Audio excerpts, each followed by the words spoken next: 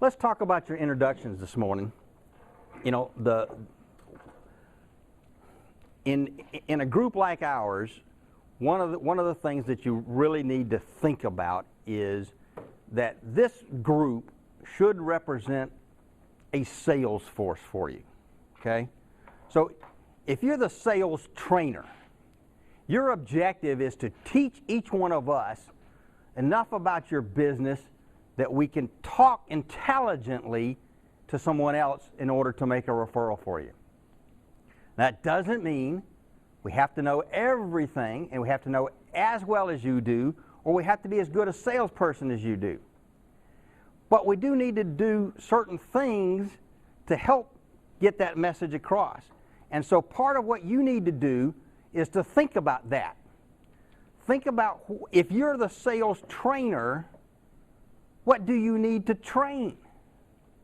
And geez, you know, I'm sorry to say, that might actually take some planning. You might have to think about it like at least yesterday instead of this morning.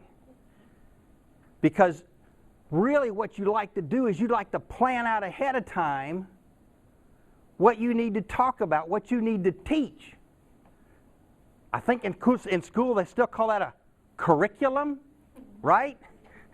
You're going to think about what you want people to learn and therefore what it is you're going to teach them. One of the things that you don't want to do anytime you're making an introduction is to talk about the people that you want for referrals in broad, vague generalities.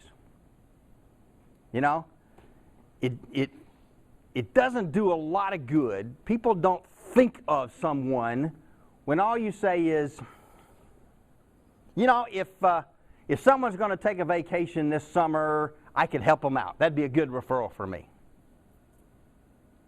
It's a lot better if you say something like, you know, if you've got a friend or a coworker who really wants to plan a memorable vacation this summer, I'm the person to help them out. Don't see it? It narrows down who you're talking about, and it narrows down a time frame. It narrows down, and we don't really think about it this way, but actually our brain works better when we trigger something specific, and then we can go broad. If you give me something broad, I can't go specific on it. So think about being very specific. And the same thing is true when you're talking about what it is you do.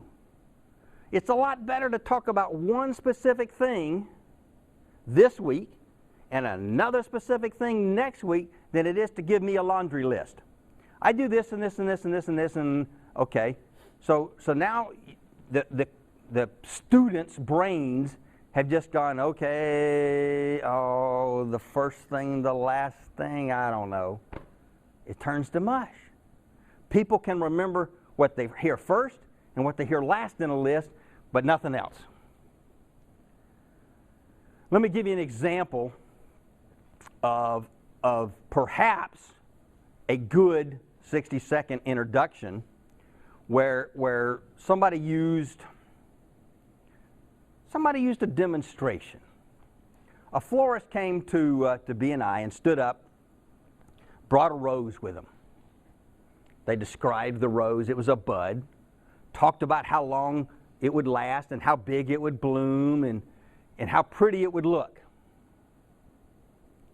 And then they gave the price of the rose. It was, you know, 20 cents a piece or something like that, whatever it was. It doesn't really matter.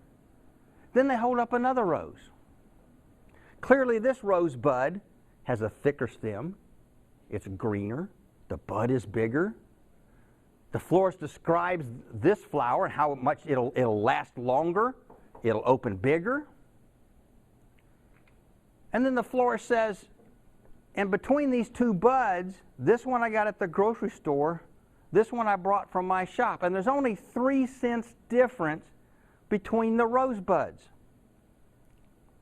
And mine is cheaper.